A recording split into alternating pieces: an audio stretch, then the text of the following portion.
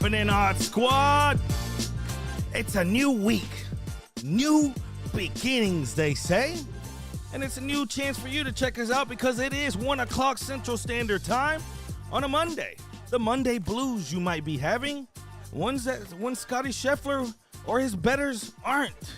And that's what we're going to start the show. Welcome in. This is Odd Takes. I am Jerry Bow at Jerry Bow Sports on Twitter. And I'll pass it to the left-hand side, my man Aaron Raybold at Aaron is Blitz. What's happening, my brother? Oh, you know, it's a Monday. It's been a crazy-ass weekend. We saw some really good golf. We saw some badass baseball. I think you need to mute your laptop because I can hear myself talking in the background, or your phone or something. But yeah, it was a fun weekend. It's time for even more fun. It's time to kick off a new week and see what kind of trouble we're going to get into today. Let's get in some trouble, and the trouble starts with you guys. You want to get in on the trouble? 281-522-6336. You know, that trouble starts with anything from jumping in on what we're talking about to that trivia business that starts with a $25 cash app for anyone that gets 4 out of the 6 trivia questions. It's pretty easy. It sounds easy, right? Until it's not. Till you show up and you go up to bat, you get cold feet. We've only had 2 people go through it all time. We've had people from all over the nation call, and only 2 people have gotten through, and hopefully you can get through it this week. Phone lines are open for you. Let's give a big yo to everyone that's in the house. Let's check it out here. Give me 1 second. Skinny Money's in the house. Winner of one of the tickets. Always one team. You know, when you win, you show up early to something, right? Well, always one team won with Scotty Scheffler. We gave you guys Scotty Scheffler. Scotty Scheffler. I came in here pre-show Friday, and I had it narrowed down. I saw how the guys played in the morning. I saw how the leaders played, and I told Aaron, I said, I got narrowed down to these guys. It's either going to be Scotty Scheffler or Cameron Smith. And this is before they were made their move, and it was only them 2. This is Friday. Don't get me wrong. Scheffler was 3 under, but he still wasn't up there. We didn't know he was about to make that run. I said, I know it's going to be one of these guys. And I always tell people, think about the gamble before you make it and ask yourself, why wouldn't I make that move right there? At that point, all the leaders were struggling. The best one was 1 under for the day, and they were like 11 holes in. You got Scotty Scheffler went 3 under, and the conditions were about to get a little warmer. That was the day that was super windy. You remember that? They said as the day progressed, maybe it was going to get a little warmer, not much. And bam, bam, bam, bam, bam. Then you started seeing the move. And then you make money. That's how you make money in this game, and that's how you win tickets. Well, come on down. Always one team, a.k.a. Ivan. He will be at the – man, I don't know. That's the thing I guess we're going to talk about here also. What do you think, Aaron? Is it a better idea to do the Astros game going about, 15 deep of us, or do I do the cookout and we just throw it down and we throw it out like that? What do you think? I mean, the Astros game has several benefits, I will say, in that it's all centrally located. So whether you live in the Woodlands, whether you live in Katy, whether you live in Baytown, whether you live down here in League City, wherever, it's a central location for all of us to meet up. Then we also don't have to worry about entertaining everybody. Because if it's a cookout, then I got to cook and I got to talk to people and everything. We got baseball that can entertain everybody. Yeah, everybody can drink whatever they want because they got beer, they got wine, they got liquor. They've got all kinds of food at the ballpark. They've got plenty of new food at the ballpark. Yeah. I That don't know. cookout's some work. Yeah. That cookout is a work, and then you got to clean up when everybody's done. That's one thing you got to keep up. We're sold. Astros game. Aaron just made the greatest points of all time. So it's going to be the Astros game. So this is the next question. And this goes out to you right now, Odd Squad, especially the ones that are going to make it. Shout out to everyone again, though. Milkman, Day One Donna, Pookie in the house. C-Mots, what up, baby? Chris Reyes, Chuck D. Good to see you hanging out with us, my man. We got a big show for you guys here. But check it out. So what day do we ideally want to make this for, so the lucky winners, and then however else we put this together? Would it be, that's why I put that a poll out today. Actually, I need to see it. It's on my page. Let's see where it stands. Is it Dollar Dog Night? Is it a Friday night? Is it Saturday night? Or is it a Sunday? Dollar Dog Night's in the lead right now. There's been 52 votes, 48% on the Dollar Dog Night, 26% on Friday, the rest Saturday and Sunday, Sunday being the least. I would have thought Sunday would have had more day ball game. Day ball games are cool, huh? It is. The problem is that it can get a little hectic, and then if you're coming off of a bad Saturday or a fun late night Saturday, to get up, to get to the ballpark. Because you got to remember, you got to, like, with a 1:10 start time, if you want to get there for some batting, well, they don't do batting practice on Sundays, but if you want to get there, you want to get early, all that fun stuff, you got to wake up at like 10:30, 11 in the morning. If you're out till 3 o'clock in the morning the night before, that's just rough. Or if you're staying up until midnight the night before, having, 2-3 cases of beer by yourself, yeah, that's going to be rough to get up to. What do you guys think? Can't go wrong with Dollar Dog Night. Is Dollar Dog Night bad though? If we end up getting into some big drinks as far as we start tanking some beers and people out there might be like, man, I got to work the next day or something. Is that out of the question? Or is that because I would love to go on a Dollar Dog Night and we go do it big and it gives us a few more options of what I'm looking at because they don't let me buy over 10 tickets to certain games. It's weird the way they have it. And in certain sections, I can't do it also. I get it. They don't want somebody to go in there and big body everyone. I get it. But I need you guys to let me know because I'm going to look up these tickets and see how I'm doing it. So what? Is it rather, guys, a weekend? Let me know right now. Odd Squad weekend. Let's get some votes going. Weekend, a Friday, Saturday, Sunday, or Dollar Dog Night. What, that usually falls like on a Tuesday or Wednesday? I think Dollar Dog Nights now are on Wednesday, but I could be wrong. All right, let me know. Let me know, guys. Like I said, this party is going to go down. I just know last time what happened. Last time we went, we started pregame. The pregame, right when we met up, everyone just started taking shots. And you know how that's going to end up. By the end of it, we never sat down. So that's Dollar Dog Nights are Tuesdays now. Are they Tuesday? There we go. Yep. Okay. So would it be a Tuesday you guys want, or you want to do a Friday or Saturday? Because Sunday, he made a great point. Sunday we might be already hurting, and Sunday might be a bad day for a lot of people for whatever reason. So Friday night, Saturday night, or Tuesday night. That's what we've narrowed it down to. Friday. Weekend, Friday, yeah, we're seeing a lot of Fridays. And that's what I figured. A lot of people would want a Friday because, I mean, Queen Bee, you were there last time. We just get sloppy. We ended up going across the street and drinking more. And like I said, it was a wild, wild night. Astros ended up going to extra innings. That was that game, yeah. Just think about that. Astros were in extra innings. We sat there. It was only like, I think that group, we only did 8 of us, maybe 8, maybe 10. I'm trying to do something bigger, and it starts with you guys. All right, so we narrowed it to Friday or Saturday. I guess I'll look at these Friday or Saturday games. Everyone's saying one of the weekend games, I guess. Yeah, and it makes sense. Don't get me wrong. It makes sense. So we'll start there. We'll now the giveaway. So we have Ivan that won one of those, right? And then someone else had won one. We got to make these real exclusive here because there's not going to remain very many. And don't get me wrong, the cookout and all that will go down. Some of the other winners we could even push to the free World Cup party, okay? But let's make these super exclusive. I know always one team did win it. Oh, Skinny Money. Skinny Money won with the game. These are going to be earned through contests, through trivia. Like if you call in, anybody that calls in and goes 6 for 6, you got a ticket no matter what. You know what I'm saying? So if you call in at any time. That means I'm done with the easy questions too. Ooh.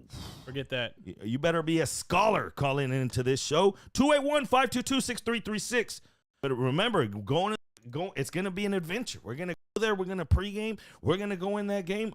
Last time I tell you, we didn't even sit down. So I'm already looking at the seats like, man, I got to make sure we don't piss nobody off because none of us sat down and we didn't sit next to each other like all in one row. I did them smart. I got them blocked so everyone could just really talk to everyone. Before you knew it, people were laughing, listening to it was ruckus. Let's just say that in the Crawford boxes. But we're gonna do it big again, and you're gonna be right there with me. You're right there, the best marble racer in the world, the best marble racer I ever knew. You. And who's the master of the marbles? Who's the master of the green jacket? And it is Scotty Scheffler. My man Aaron here helped me right now. I said, bro, if he would have said Cam Smith, poof. I even came in here and I said, man, I'm hoping he said Scotty. He said Scotty real quick. That was a sign. Scotty, his mom's got it going on. That's what I was singing all week. I was just making it up. It just sounded right to me. What do you make of this, though? This is where we're going to start this conversation. Now that it's all over and he went up to the podium after, he said that he woke up crying Sunday and he was telling his wife, I don't know if I can do this. I'm not sure. And that's just paraphrasing. I'll look up the verbatim, but exactly around what he said. My question is this, and he's already number 1 right now. So it's weird. It's not like he's a guy that wasn't supposed to be there. And he's a guy that's won now, 4 out of the last 6 tournaments, I believe? Yep. Ooh, what do you think about that? Is there something to the pressure of being up in a golf tournament, especially the Masters? There is. Luckily, I mean, so Scotty Scheffler's always been a name that even the I'm not going to say the casual golf fan, but just a step above the casual golf fan. Somebody who watches more than just the 4 major tournaments. That's it. If you watch anything more than that, you've heard the name Scotty Scheffler plenty of times. He's always really near that cusp. And he's a young guy. He's only 25 years old, but the last several years he's been right there, so close. And then he falls back, and then he falls back. So he's been really good. Like prior to the Masters, he was 3 of his last 5 tournaments. He just outright won. And that's what I told you on Friday when I got here. I said, ride the hot hand. I said, if I don't have anything against Cameron Smith, he's got plenty of potential. I think he'll get to that mountaintop maybe one day. But if it's my money, I'm riding the hot hand with Scotty Scheffler. I mean, this dude had 0 wins in 70 starts. 0. Never won a tournament. And then he went on and had 4 wins out of his last 6, one of them being a major, one of them being the Masters, the most prolific. I think it's better than the U.S. Open, the PGA Championship. I like it better than all of those because I like Augusta better than all those. But, I mean, yeah, he walked into Augusta ranked number 1 in the world because of the performance that he had. So while people shouldn't and probably aren't shocked, because wasn't he the favorite anyways? One of the favorites. He's up he there. Was one. Yeah, he was at the top of the favorites list. He was there. Now, am I shocked that he held on and did it? No, because I watched him warm up on Sunday a little bit, and I saw his first couple holes, and I was like, yep, feeling it.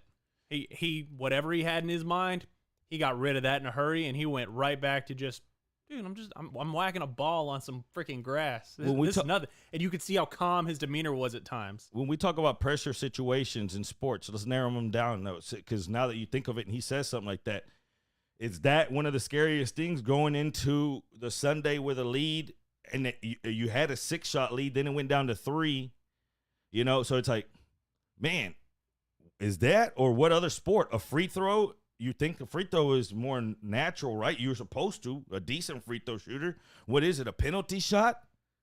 What is it? What is it, going up in there as a pitcher, as a closer? I always think that's a high leverage situation.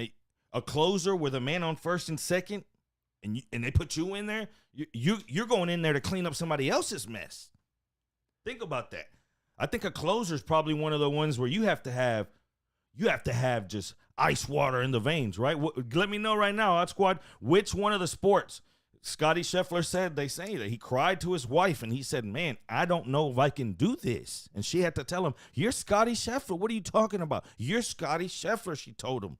And he went out there and he was Scotty Scheffler on Sunday, the number 1 player. Like that's who he was. That's who he was supposed to be, right? So you ask yourself, what other sport? Because it's hard to do it as far as boxing. Don't get me wrong. You go into the championship rounds, but it's hard to relate it to an actual moment, a specific moment. In golf, you have to do it over 18 holes. Or what is it? Is it the pitcher that has to come in there and close out a game? The penalty shot to win a World Cup? Yeah, yes and no, but the problem is with all those other sports, somebody else is in that game with you. With golf, if you have the lead, you're only beating yourself. All you have to, like a pitcher, you have a batter you got to get by. A kicker, so trying to make a 60-yard field goal to send his team into the Super Bowl. He's still got to make it over a line of jumping people around. Hitting a free throw, you still have that iron you got to play with. That's the closest I think it is because it's a free throw because it's just you. Nobody else is allowed to touch it. Mm-hmm. It's just you. But on the golf course, if you've got a lead, you can only beat yourself. You can now, let's say you only have a 3-stroke lead and some dude goes off and he just crushes it. Well, he did, but if you play your game to the best of your ability, you can only look at yourself and say, I wasn't good enough. That's it. Pinch hitter coming into a clutch spot. Is that anything from 315? What up, 315? Yes and no, because then you still have, it is a huge clutch spot. Typically, I mean, you still have a pitcher that you have to deal with. You still have a catcher you have to deal with. You have base coaches. You have your actual manager relaying signs to people on the field who are on the diamond who are giving you signs on whether to take, whether to swing, what to do. How about a soccer penalty shot? That one's another one. But again, you have a goalie that you have to beat. You have to outsmart. You have to fake him out enough. And that's the thing is, and I remember playing soccer. A lot of it is just guessing right. It's one of three. It's and- one of three, and then if they do guess your side, it's how good you shot to that side. Yep. It's all it comes down And to. then you have the guy who goes, you know what? You had the right thing. You had him. You had it would have gone, and then you went just high and you sailed it over the crossbar. So I guess it's tough. I mean, and I get it now. Whenever you think of it, it's hard to hold a lead like that for multiple days, and you have to sleep on that lead. But it is what it is in soccer. 1994, the World Cup here in the United States, Italy had the best player in the world at the time, Roberto Baggio. He was the only player worth over $1 million that was actually getting paid $1 million in that time, 1994. wait, doesn't he own a Vegas casino? He might, or a piece of it. The hotel? Oh no, that's the Bellagio. So okay. then I thought it was the same guy. In It's not the same guy. he goes up to the in the World Cup final. In the World Cup final, the best player in the world, and he sold it over at the Rose Bowl. It was in the Rose Bowl they played that game. He sold it straight over the bar. Just think about that. So just go to tell you, it's high pressure situations, but at the same time, these guys they're getting built. Hey, 315 with the subscribe. Hey, Skinny Money gifted him the subscribe. Oh, did so he? shout out to Skinny Money Skinny for Money's been for gifting giving out subscriptions gifts left and right. like All right, crazy. Let's get to UFC as well. We had UFC this weekend, and I guess questions were answered. Questions were answered. Did any questions get answered for you? I want to know your answers right now. 281-522-6336. Did Chimaev answer any questions? Did Hazmat did he answer any questions? Some people are saying, man, no, or yeah, he got tested. What is it? What is it? To me, in my personal opinion, I watched the war that was. I think it was good for him. I think that it was good for him for as much as he's been just running through people.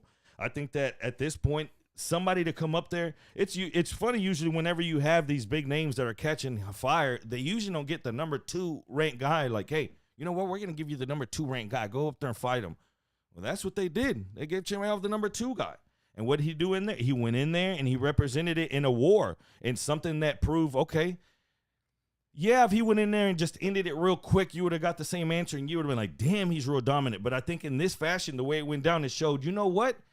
That boy can take a fight too. Like, he's in there for a war as well. He's not in there just running over anything. And at the same time, you saw on Gilbert Burns' side that he felt a little disrespected. Like, man, I got a number 2 next to my name. Like, this guy has another.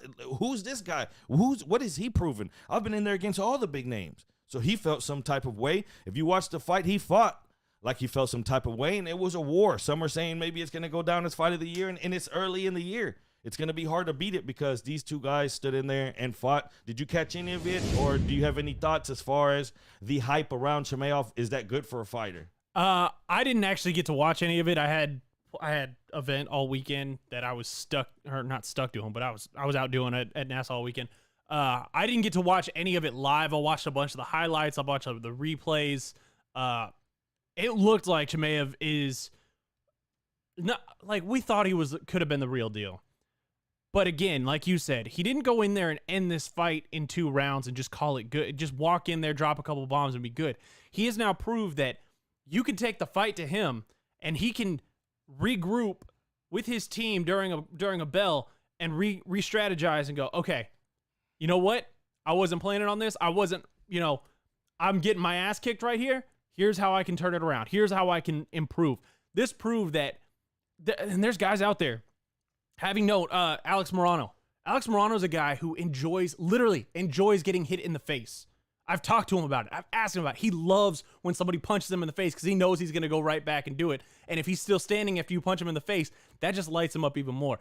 This looked like he now knows that whatever you throw at me, I can bounce back. I got this. And it's good for him to see this kind of adversity because you get him to a title fight, he's going to see some adversity. I don't think he's just going to sleepwalk through the rest of his career like that. He's proven that he can take it and then he can readjust and go about it a different way. And I think it's going to make him a better fighter overall. Well put. In the long run. There you go. Hazmat is now proven, and he was humbled. Usually he was going up there, I killed everybody. On that's when he just kept saying, man, that's a tough mother. He said, oh, that's a tough. He just kept making sure that he knew. I guess it humbled him in a way also, like, you know what? I'm just not going to be able to run through everyone. These guys are also elite.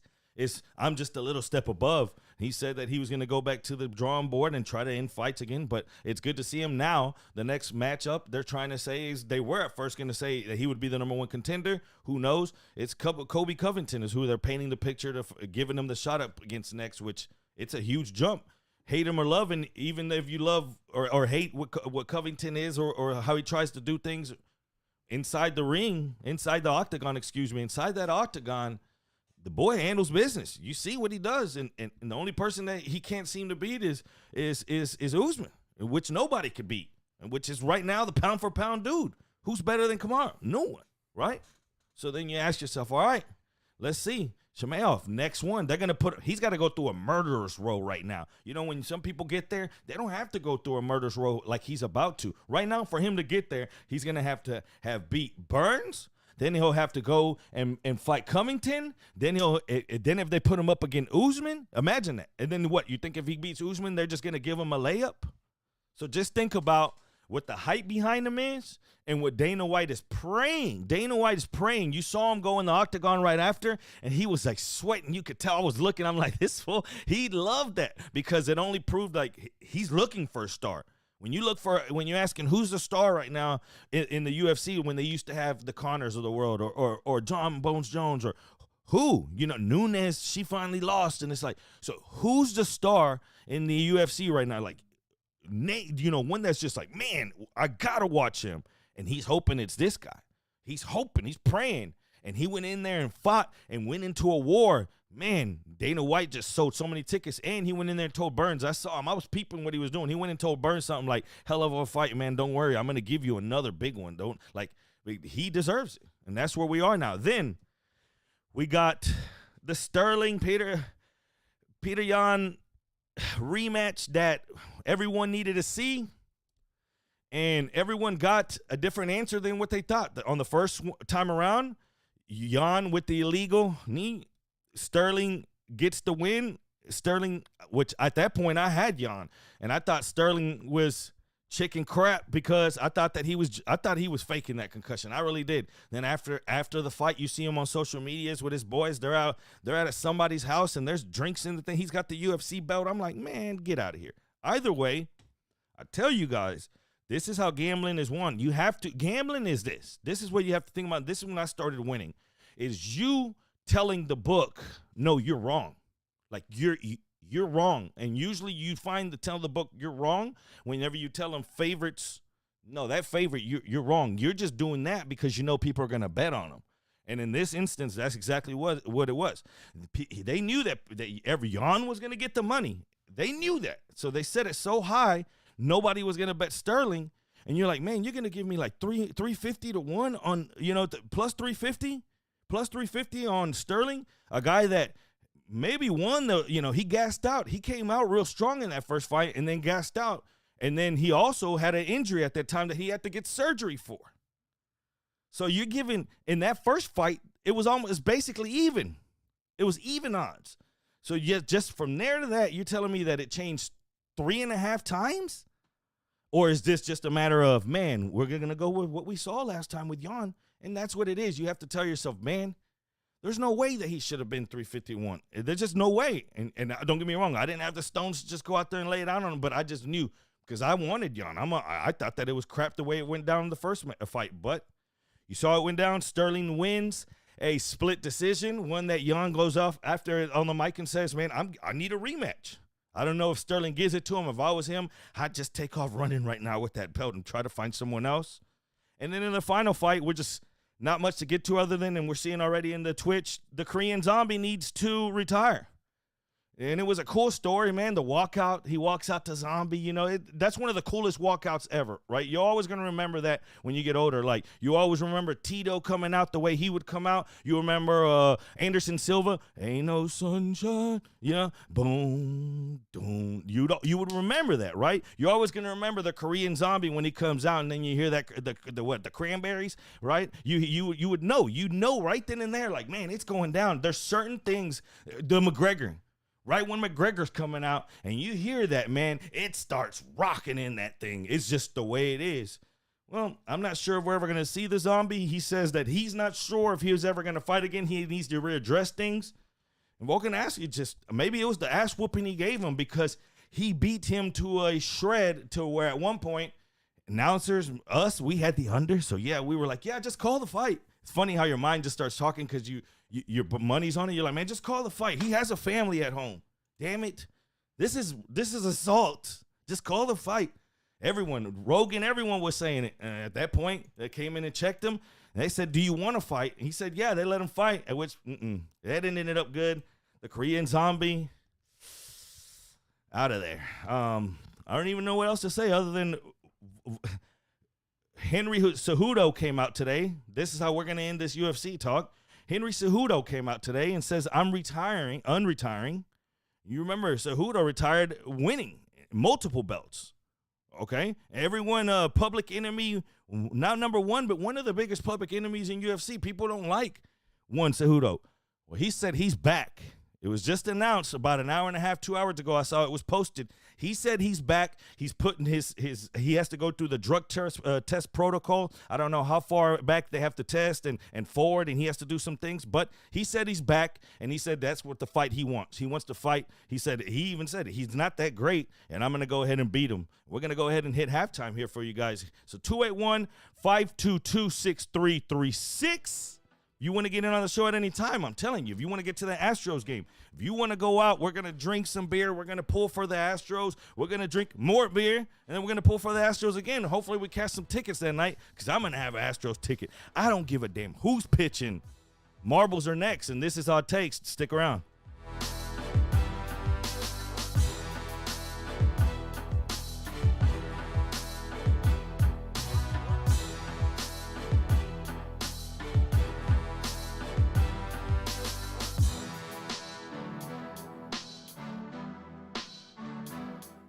All right, Odd Squad, let's do this race.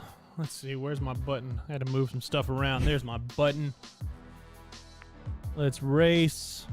Randomize this. The Temple of Steve. Why not? Temple of Steve. Why not? And I want to race too, just because I want to talk some shit.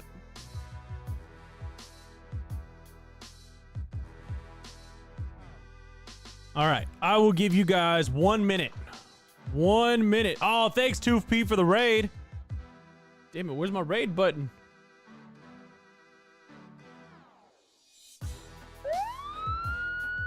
Not that one.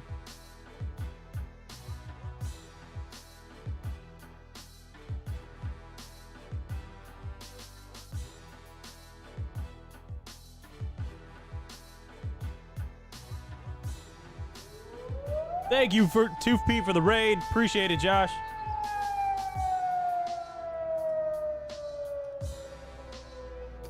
All right, let's see. What's up, Rockets, babe? Yep, you got 20 seconds if you want to race on this one. We're just going to talk a lot of shit. The winner gets to talk a whole lot.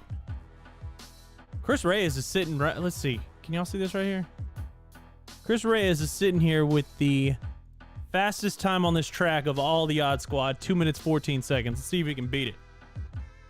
Let's see what happens. All right. I gave y'all more than a minute. Let's do this.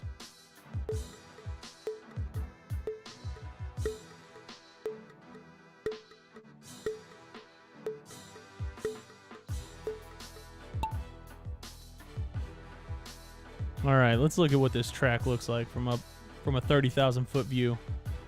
Okay. Oh, and the little finish line moves back and forth. Oh, one of y'all's gonna fall off of that. I guarantee it.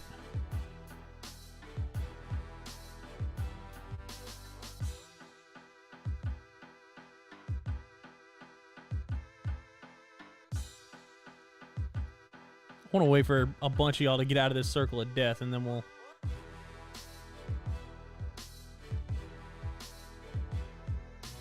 Let's see. Oh, we got UT Broward in first. Biggie's up there. You Suck 2's out. Let's see.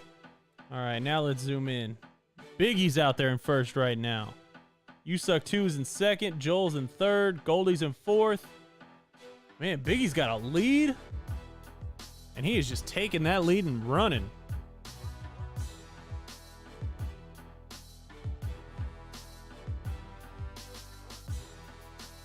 Pookie's already out there talking shit like you won a race. You haven't won the race yet.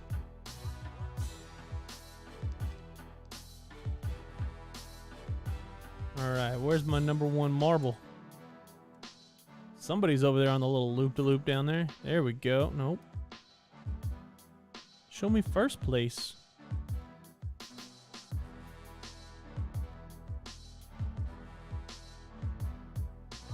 There we go. That's how UT Broward got out there in first place. Flew through all that. Oh, and Skinny Money's just getting smacked around. Biggie's not far behind, though. CeCe's out there. Oh, man.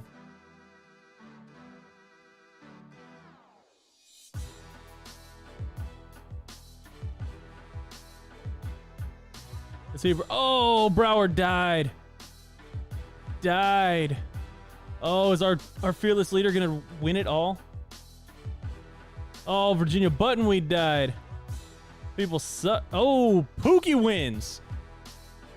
Pookie falls in. While this thing is moving around, let's see who's in 8th place. There we go. Let's watch people fall and see if they fall to their death or not. Ooh, distinctive, huh? Bye. Damn. Rockets, babe, you suck too. Well, we got our top 10. Congratulations, Pookie. If there's somebody who's good at talking shit, it's you.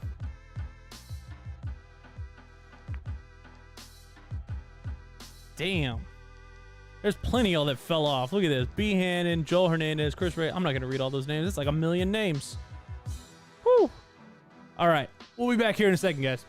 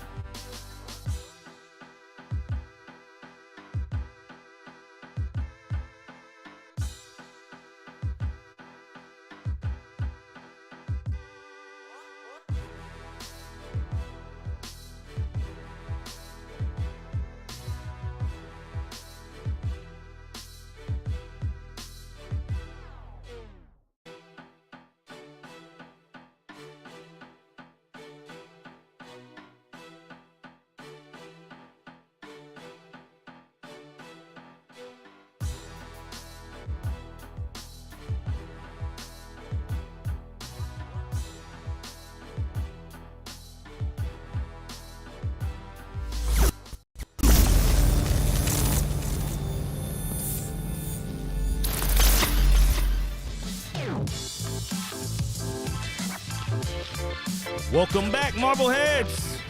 And it was a race to the death. What up, Tooth Pete and Tooth Pete friends? I'm not sure what y'all guys are called, but welcome in. This is Our Takes.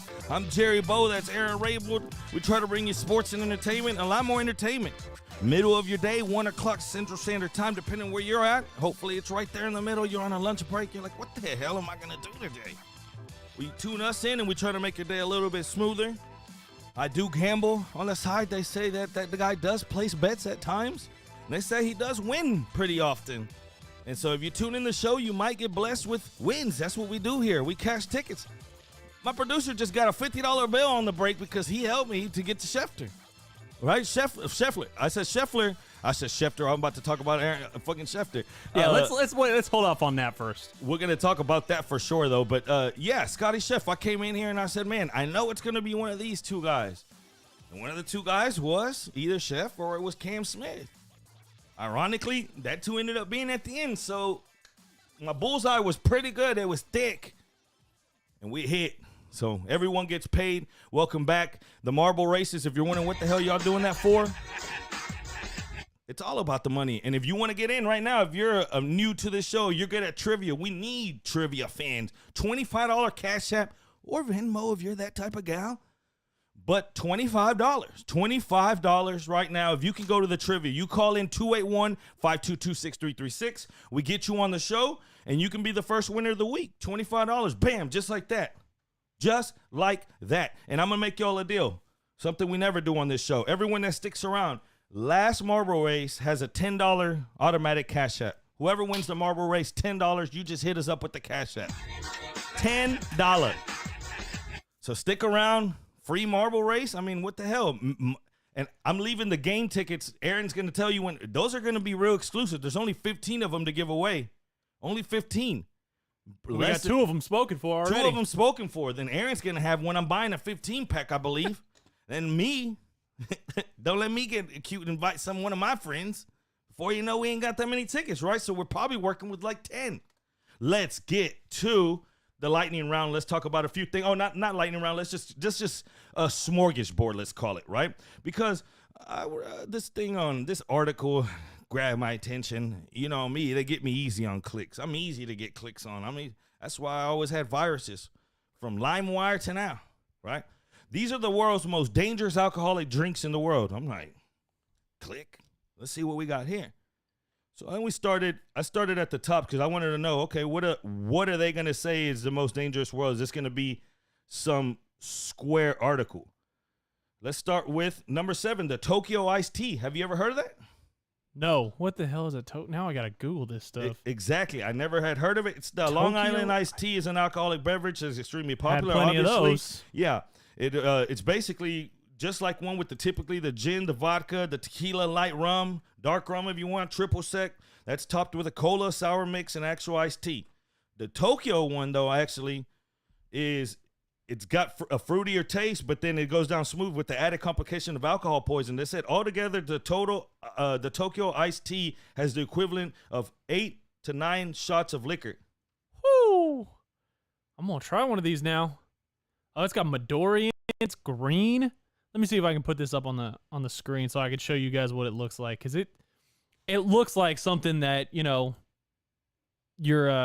see. Come on. There we go. All right.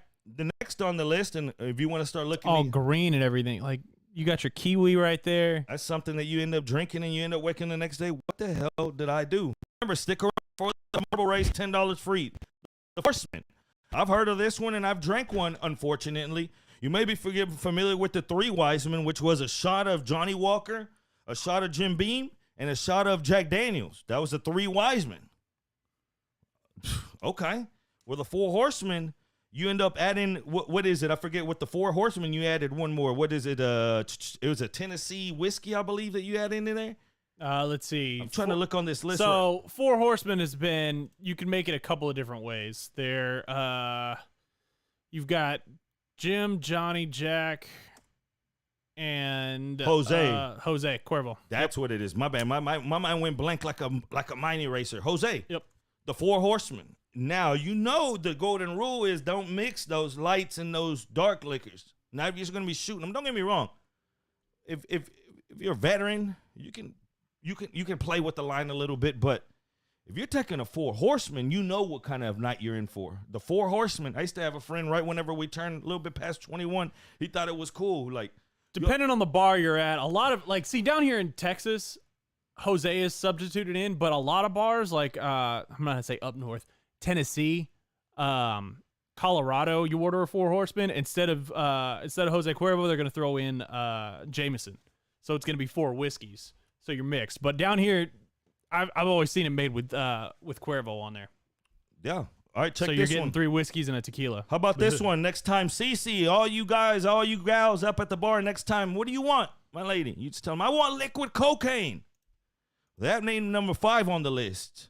I'm not sure that it should be right here. I've had one of them before, but I'm not sure it was that crazy. It starts with high proof rum. Then you add Goldschlager in. Then you mix that together with your good old friend Jägermeister. Now that I think of it, we were mixing that. So now you're mixing Goldschlager, a.k.a. the one that has the little chips in it. You remember it had the little Gold Flakes. Yep. Okay. You mix that with Jaeger.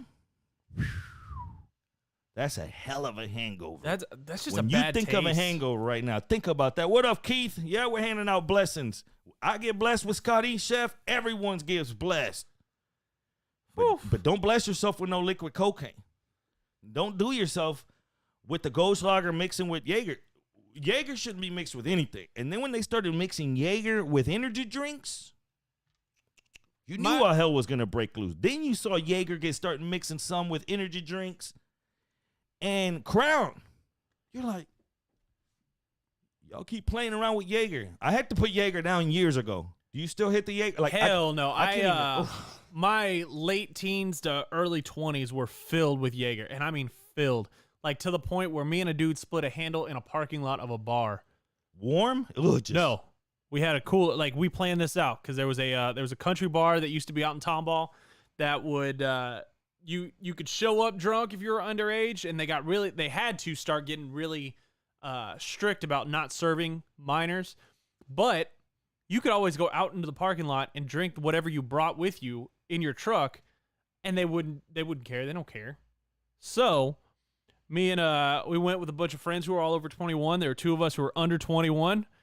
We took a cooler. We had a 6-pack of the big green monsters and then a handle of Jaeger. Oof. And we killed off that handle of Jaeger in 2 trips to the truck of about 5 hours out there dancing and partying. I could smell this story. Oh. Like, you can smell Jaeger right now. Everyone, if you're listening to this, I know you're at the job, but just give yourself like a little burp. Just and smell Jaeger. You the could last just time I smell took a Jaeger shot was my rehearsal dinner for my wedding.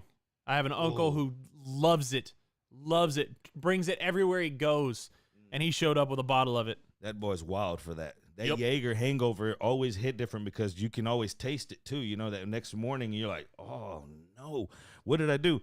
Coming up, number 4, the Headhunter. Not really sure what this is. It says it's got Captain. It's got some other kind of rums, and then it's also got a tequila in there. Number 3, Moonshine. We talked about this. Number 2, the New Orleans Hand Grenade. You a hand grenade guy? Oh, yeah. Those are always. So there's a couple of different things when you go to New Orleans. Everybody loves the hand grenade because it's frozen. It comes in the depending on where you get it. Like if you get it from Tropical Isle, you get the actual little cup that's a grenade at the bottom, and you got the yard long. They're good. If I'm going to a fruity mix type drink in New Orleans, I'm always going the Shark Attack. Everybody likes the Hurricanes too. Hurricanes are good, but if I'm going Shark Attack. What's a Shark Attack got in it? So, shit, I don't even know what it is. They just pour it up. So there's 3 Tropical Isles on Bourbon Street. There's one that does it and makes a big scene out of it. It's the one that's made out of a closet, basically. And they've got a giant bell. They've got little toy so it's a fuck ton of liquor and then a little bit of grenadine to make the blood look. Then they put this little plastic toy shark in there with a gator in its mouth. And you can't go wrong with it, although it'll sneak up on you. Now, my favorite thing is I'll drink plenty during the day, and then right before like late lunchtime, early, 3-4 o'clock, I'll go get one of those. And then when you're feeling good, and then when the rest of that kicks in, my favorite thing is to take that shark and I put it through the zipper on my pants, and I walk around and ask people to pet my pet shark. This boy's trying to get caught up on Bourbon Street. My wife thinks it's hilarious. She thought it was stupid at first, and then she started laughing. And number 1 on the list is none other than Everclear. Come on up. And everybody knows if you even mention Everclear, like the music stops. Like no one's going up there and just ordering a round of Everclear usually. You usually got to throw it in some Jungle Punch, some Jungle Juice. All of you have had that somewhere with aka trash can juice. Everclear, you can mix in different things. If you're out there just drinking Everclear on its own, then you need 13 steps because you're 1 step from starting the 12. If that's what you're doing. If you're out there right now listening to Odd Takes, drinking Everclear or anything like that, 281-522-6336, we need to know why. But that is the list right there, and it brought me back, man, because you start thinking about Jaeger. I started thinking about beer-wise. Like I always talk about this. When you had a keg party back in the day, you always knew by the type of keg what kind of party it was going to be. If you walked in and it was, Bud Light, you're like, okay, it's just a regular, okay. If you walked in and you knew it was a cheap party, because they would have like something like Keystone. You're like, damn, boys got Keystone keg? How much was this? They would brag. They'd be like, dude, this was $59. You know, back then. Then you'd walk in and you knew there was about to be a fight, because you walk in and you'd be like, what do y'all got? And they'd say something like, Bud Ice. You're like, Bud Ice? Okay, I'm in. You're like, all right, you want to start with a keg stand? Yeah. Buttonweed's got it right. Going down my road, he said Everclear margaritas are fantastic. I will say, we talked about moonshine, and I talked about real moonshine, not liquor store moonshine. Real moonshine that is illegal to sell, that, you know, you got a friend with a mom and pop still that's sitting out in the back of the woods somewhere where they go camping. Real moonshine, pure moonshine in a margarita is unbelievable. With Everclear, yeah, you could do it too. I've done it before. Real damn good. There's probably a 12-step program in my future, but I'm not going to look for the help now. Form said you probably need an 800 number, not the show number. If you're out there drinking Everclear, I guess he's a little bit further behind. But yeah, that's where we are right now. And like I said, every time somebody brings up drinks, the first time I ever was at a bar, it was actually my 20th birthday. They let me into Rock Noonies. They didn't let me in. We got in. Okay, let me just go ahead and tell you that. We were in. Big ass beer night, a Thursday. A badass Thursday was big ass beer night Thursday. I was hype. I was living 1 year ahead of time. So I go out there with my boys that are already old enough. They're like, yeah, bro, you can get in easy. Come on. I get in with them. We start hitting Jaeger straight. This is before the era of Bull Blasters, a.k.a. Vegas Bomb. Before that era. You know what era that was. These boys start giving me that Jaeger. Before I know, I get caught up with Jaeger, big-ass beers, just trying to do too much. Before you know it, I look over, and there was 2 Golden Tee machines. And I said, man, I bet I could hide. You know how big-ass those Golden Tee machines are. I said, I bet I could hide behind that damn machine and throw up real quick. Just real quick. No one's going to know. Like, who's going to catch me, right? So I plan my attack. 20-old Jerry Bow. He's like, I got to make a business move. I ain't trying to leave. So I go over there back behind that Golden Tee, and it takes me a little longer than expected. So I get back there, and it's kind of like that. Oof. I throw up on the plug, bro. On the plug. But I don't catch it for a minute. I don't catch what's going on. I'm in the zone. I'm just trying to get this out and get in, but it's not as easy as I thought. Could you not make it to the bathroom? No, it was big ass beer night, bro. That was a long line, and you're not going in there and throwing up like on a Thursday. You're not going in there throwing up. If you're leaving and throwing up, you're not coming back in. Like, you're just done. You just good game, and I wasn't ready to call it good game. You know what I'm saying? I'm in the middle of my moment. Whew. So I go back there, and then when I realized that the machine was messed up, it's because somebody went to go play. These jerks. Now they roll up and they think that this is funny. I come out and act like I'm not doing anything. I come out and I don't even think there was cell phones like that. Like, they weren't just around like 2 pop. I don't even know if I was looking at a cell phone. It might have been a pager. I acted like I was doing something. And I come out and, you know, Jaeger, that color, it's not going to go good on a light colored shirt. At that point, everybody looks at me like, bro, you're throwing up. You messed up the machine. I'm like, who did? Who threw up? You know, you do that whole move like, who threw up? They're like, hey, whose man is this? I made a business decision, and I was out of Rock Noonies on that night. I think it's been more than 20 years, so they can't come back and get me. I'm almost right there. They can't come get me after 10 years. Whew. So, yeah, don't drink Jaeger whenever you're underage at the bar trying to party. No, thank you. No. 281-522-6336. Always one team says he got wasted off his ass on Long Island iced teas and he totaled his S2000. Jesus, no. Everyone, don't drink and drive, kids. Those Long Island iced teas. I've had those moments before too, but at this point, starting this point forward, raise your hand. I state your name. Will not drink and drive anymore. Keith Sager said for you. He feels like we crossed paths. You feel me? I try to tell you stories that put you in a moment back in your time that you're like, you know what? I felt like I was there. Everyone's had that moment. Just that moment that where you just, I'm not going home. I shouldn't even be here, but I'm here. And then you get caught, and then you're like, all right, I'm out. All right. I said I'll leave. That's what happened to me on that Golden Thursday night. I turned into a man real quick. Next week, I was trying to get back in there and trying to avoid those guys and trying to avoid that golden tee. Your mind's a strong thing, because I'm telling you, every time I would go in there for the rest of time, I would always look over there. Let's get to a little bit of sports before we get out of here. We're talking about Jaeger and throwing up, making a foolery out of myself. Well, the USFL is going to be using a chip inside the ball to measure first downs. What's the worst that could happen here? Are you yay or nay for this, or are you all for it if it works? Obviously, if it works, but it's been thought of already. The NFL already uses a chip in the ball, but it's not used for the precise location of a first down. It's used for next-gen stats. You wonder how they get a lot of those stats? There's already a chip in that ball, but it's not used for measuring first downs. USFL is going to say, no, we're going to use this, and it's going to be all automated, and it's going to be faster than what you can think, and it's going to be more accurate. You for this or against this? Oh, man. I'm okay with it. I want to see how it works. I mean, yeah, you're using the USFL. No offense to anybody who's working or coaching or playing in the USFL. It's not real. It's a good tester league. Let's leave it as a dummy league to test out stuff. Good. Try it. See what happens. Now, if they just said, hey, this is new technology, the NFL's going to try it first, I'd go, no, wait. Let somebody else try it. Even let some action do it. Let Division II college try it. See what happens. Just like with the robo umpires. They got started out in Sugarland with the minor leagues. Don't sit there and try something new with the very top level. Yeah, I want to see how this works. I mean, how many games are we going to get at the USFL actually? Think about that. You see, they're trying to baby their way to merge. Like, we'll be the baby, you can be the uncle. XFL, USFL is like, we'll be the baby, okay?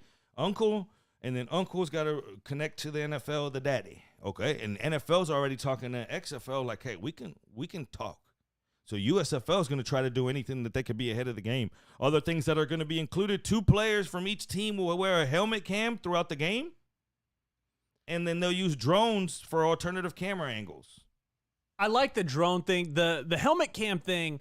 So do you remember when the Xbox 360 came out and they had the Kinect, Xbox Kinect, where you had the camera? Mm-hmm. So what was the selling point? Because I remember I've always been a PlayStation guy. Never wanted Xbox. I hate the controllers. It's a pain in the ass. PlayStation, my hand fits better with the PlayStation. I have those controllers memorized. Had them memorized since I was 10 years old. So that's not an issue.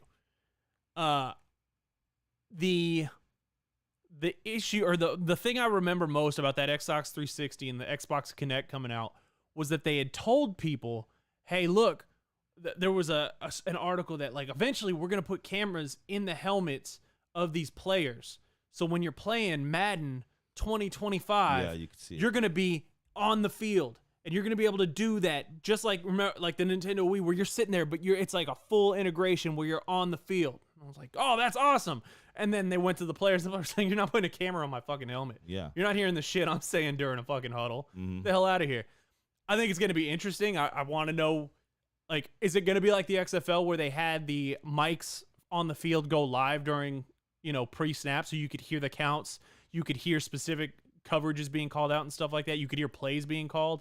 Are they going to do that? Or are they just going to put how often are they going to show what's going on with the helmet cam? That's my question. You're right. I didn't even think about that aspect. There's a lot of gray area. Like, all right, off, on, off. It can't just be on the whole time. No.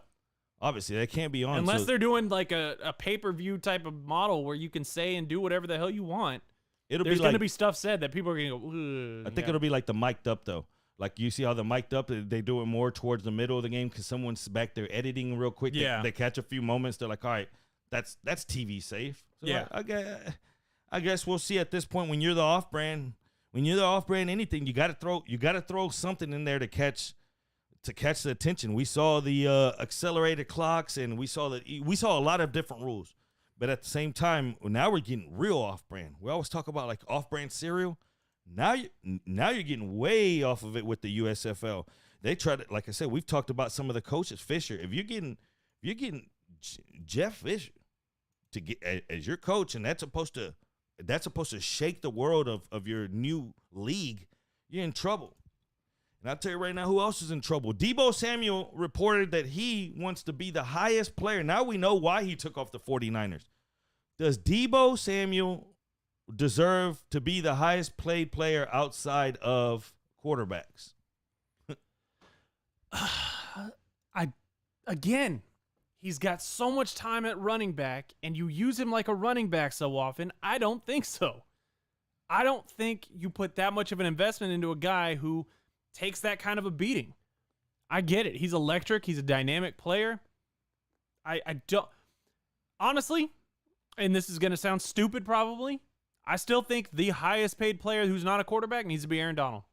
He is the best player on the field. The best player on the field. Not the best non-quarterback. He is the best player on the field. Yeah. He needs to be paid highest out of all non-quarterbacks. And if you don't like it, well, kiss my ass. It's my team. I'm running. I'm the GM. I'm paying Aaron Donald what he's worth. That's just how I look at it. You're right, though. Everyone's saying no. Whenever I've asked, it's like, no.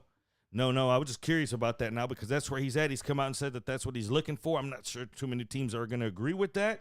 And always we talk about the longevity of things. We know that running back is literally the position that has the least length of years career-wise, right? They usually fall off the cliff like 28. If you make it to 30 and you're running back hard, you're still running hard. You're like, man, that guy, what is he doing? You see it with everyone, no matter who they are. Well, let's see what happens here. Now, last thing before we get out of here, and something we can't forget, man, is Dwayne Haskins died. Passed away. He didn't even use the word died, man. He passed away tragically this weekend. Was hit by a truck. They say, what, a tow truck, some kind of semi, something to that nature, crossing a highway. A dump truck. He was trying to run across their version of 610, I think, is what it was. I'm not sure what that story is at this point. It doesn't even matter. I'm a true believer in, man, what does it even matter at that point? He ended up, it doesn't matter. People are going to try to find narratives, whatever. Now, the story that took over here is this, though, is Adam Schefter came out and he dropped a tweet, and this is paraphrasing, but, he's catching people up on what happened. And instead of just saying, Dwayne Haskins, the player, this happened, he said the one that struggled for two teams, basically for Washington and Pittsburgh, Dwayne Haskins has passed away. Then it was deleted. Twitter's not going to let him do that. They've been going at him now. My question is, like today, I saw somebody say, man, they need to cancel them like they did. I forget what, was it Rachel Nichols? Yeah. They told me that somebody put that. Yeah, somebody said they need to give him the Rachel Nichols And I'm like, treatment. man, all right, let's talk about this because there's so many to this, so many things. I wish I would have brought it up a little earlier because it is going to take time, but we'll just go quick. Does he need to be getting canceled? No, hell no. I don't think it's that deep. It wasn't anywhere that deep. This isn't that. Does he need to check himself in life for a second? Yeah, probably, and say, man, you know what? I need to separate. He's such a work guy. Like he failed to separate. Like, you know what? This is life. This is people. Like, my bad. And when you make a mistake, this is the most thing that people need to understand. Everyone makes mistakes, and it's about the people that can go ahead and admit it. And someone with his stature and his following, and if he would have just come out and admit it, we wouldn't even probably be talking about it much today. If it would have been like, you know what, on a mistake, I was just writing it out. I failed to, apologies to so-and-so. Instead, people are saying, well, Ryan Clark it said that it was cool. At that point, I stopped and I said, what the hell has Ryan Clark got to do with this? Then I started connecting. I'm like, oh, you mean because skin color? You're making this a racial thing? I'm like, that's the last thing that this is. And I heard a few people that have made some really, really good examples. One being Ryan Leaf. If Ryan Leaf, I heard Andy Kalu say, if Ryan Leaf did this, would it still be the same? Like, bro, yeah, this isn't a color issue. It's just an issue of failing to read the room. Okay, read the room, bro. This has nothing to do with any of that, Schefter. Quit thinking about your job and football and all that, and quit trying to think of time because his job is all predicated on time and being first. That's it. There's a few people in the game that try to challenge him, but he's still the king of it, right? But, man, take a little time when it comes to breaking that kind of news. Is it that when it's breaking a news of a death like that, is it really that serious to be maybe 3 or 4 minutes behind? Because then you could say, okay, let me think this out. And what do you think, Aaron? I mean, yes, Schefter, and I get it. And this is part of the world we live in. You have the Schefters, you have the Wojnarowskis, you have the Rappaports, you have all these guys out there who their job is to be the first with the news. ESPN pays Adam Schefter a lot of money because they want him to be first with the news. He needs to and I hate saying it like this because I'm hoping we don't have to deal with this again. I know, people die. Death is part of life. I get that. But I'm hoping we don't have to look at another young guy who's still trying to make it in the league, who is signing, who's active. He's 24 years old when he died. Like, that's 9 years younger than me. That's ridiculous. I feel really bad for his family. His wife had put something out on Instagram a couple days ago, I think, about, Schefter needs to sit down and talk to his bosses and go, look, I get it. You want news first. You want me to be breaking news, but we need to outline parameters of what's actually needing to be breaking news first. Free agent signings, trades, injuries, sure. Any personal off the field stuff, that needs to be something that we let breathe, especially accidents like that. Henry Ruggs accident. That was something that needed to be, it needed to be addressed because it was horrible, and an innocent woman died, and her dog died because of Henry Ruggs and driving while under the influence. Again, don't drive under the influence. But Schefter needs to start sitting back and realigning. And you and I were talking about, we listened to our buddy Barry, which we'll toss it to him here soon. He was on with ND Kalu on 790 today. And the one thing that sticks out to me is that these players need to sit down with all of their management representatives, their agent, their publicist, all of them, and say, look, if he keeps talking about players like we are nothing but a cog, we're not human, we're not players, we're just, we are the same as a freaking branch on a tree, and that's all he cares about is, can I cut off this branch and sell it for firewood? If that's how he keeps looking at us, you don't break news to him. You call Ian Rappaport. You call somebody at NFL Network. You call somebody at Fox. You call somebody at CBS. You don't break news to him, period, the end. Not until he learns to start respecting us like human beings. And that's it. That's it. That's well how said. I feel about it. No, that's well said. I agree. It's two different lives, and he's got to realize and always check before hitting send. And he just got to realize, if he just would have worded that different, we wouldn't be talking about it. If he just didn't write the person that was, the player that struggled in Washington, you just can't. You just got to read the room. And right now I got to read the room. It's time for me to get out of here. Barry just went live. You guys want to do some marbles? I don't know. Aaron might be feeling generous and he might give away a ticket. I don't know. But I know I got to get out of here, and I know I got to thank you guys like I always do. It's a new week, fresh week. I saw that we had a full room of people today. I appreciate it so much. I know Aaron appreciates it. And that's why we show up every day hyped up, trying to give you sports and entertainment the right way, the way that we like to do it, the way that we feel that gets you through your day. I know you like the sports. I like the entertainment, and when you mix them and you do it the right way and you do it with a little twist of gambling, I think you can make magic, and magic was done today. I'm out. I'm Jerry Bow, and I love you. Peace. All right, Odd Squad. Let's do one more race, and then we'll go hand off to Barry. All the way. Also, shout out to Barry because he did a great job today on 790. They got a good one with him. All right, let's see. Which one do we want to do? Hop, skip, and a jump. We haven't done that one in a while. I think that's on my list. Yep. Remember, if you're sitting there, Jerry promised a $10 cash app to whoever wins this race. I'm not giving away a ticket. Jerry's going to give you $10 out of his pocket. So, exclamation point play. I'm going to give you a minute. 1 minute to get your marble in there. Screw that. I want lunch. Exclamation point play in the chat. There's 40-some of y'all in there. Everybody needs to have a marble in this race. Winner gets $10 cash app. You're gonna have to find Jerry on Twitter at JerryBoSports, or you can send it to me in a private message or whatever, and we'll get your cash app information. Whoever wins, but the number one winner is gonna get $10 on cash app, and I'm gonna give you 30 seconds to get in there.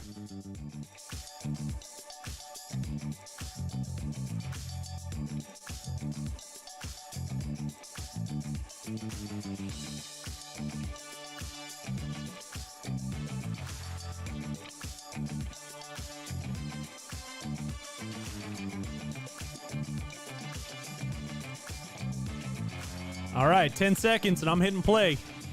Let's see how many marbles we got. We got 25 marbles in there, and there's 30-something of y'all here. What, y'all hate money? 39 of y'all here. Exclamation point play in the chat. Get your marble in. I'm about to hit play. You want that? You want a chance at that $10? Here we go.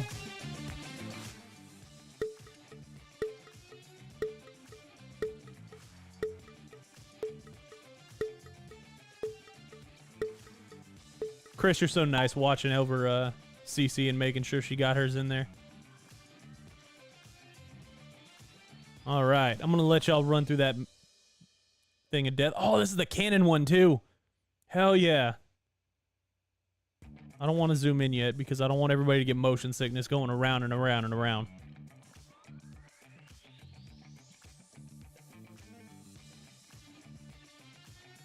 Let's wait until we see somebody down there in that little tube that's going into the ball. There we go. We got Seamonts down there. Ooh, and he fell all the way through already. Everybody else is getting stuck.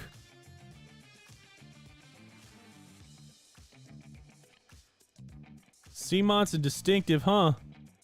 Right there together. Ooh, Distinctive, huh? Oh, what was that? Who was that landed all the way out there? Or was that the number one? Ooh, bye, Rudy Rod. He fell off the track. Biggie's flying. You Suck 2's flying. Oh. Let's see who's in first place. It says JG. Oh no, because JG is falling to his death. We'll call it falling with style. Distinctive. Always one team is now flying and falling. Rockets Babes back there in second. It's good to see a lot of you new names in here. Appreciate it. Thanks for coming to hang out with us. Oh, Distinctive Hu's gonna win it too. $10 Cash App. There you go. Nicely done. Distinctive Huh in the chat. Are you on Twitter? You follow Jerry on Twitter? Oh, Donna fell.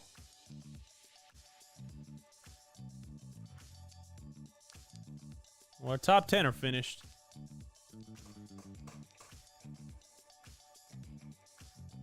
Chris Reyes, you were close, buddy. You were close.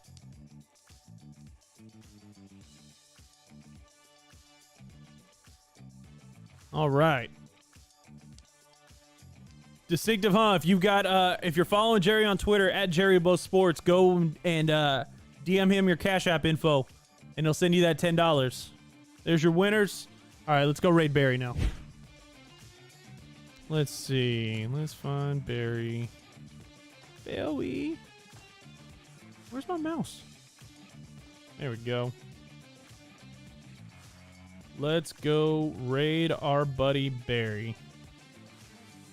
And if you're not following me on Twitter, at Aaron is Blitzed, I might throw out a little baseball parlay, some hitting stats that I'm liking. I've been addicted to those lately. We'll see. All right, everybody have a great day. Be back here 1 o'clock tomorrow. Friends, families, cousins, uncles, whoever. Bring them along. Go have fun with Barry.